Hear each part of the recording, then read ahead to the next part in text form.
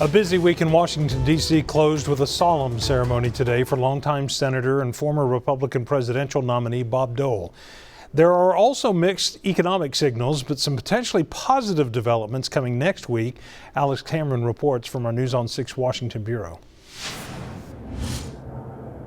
This was a week where we saw some unexpected bipartisan cooperation in the Senate on what has been a very partisan issue. Perhaps it was the spirit of Bob Dole at work one final time.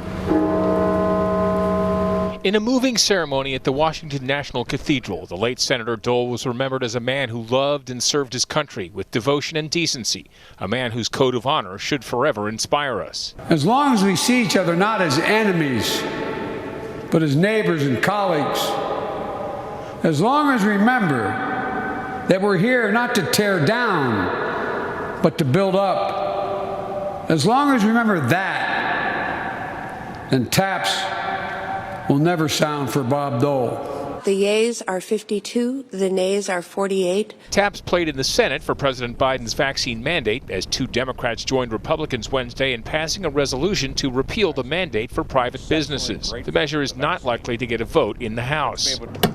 All eyes were on the November Consumer Price Index, inflation hitting 6.8%, driven in part by energy prices. The White House is looking for the silver lining. What we've seen in recent days are gas prices are coming down from their peak, and this obviously is not captured in the data, since the data was through the course of November. And on the same day, Senator Dole lay in state at the Capitol, an unexpected deal between the Senate majority and minority leaders began to play out.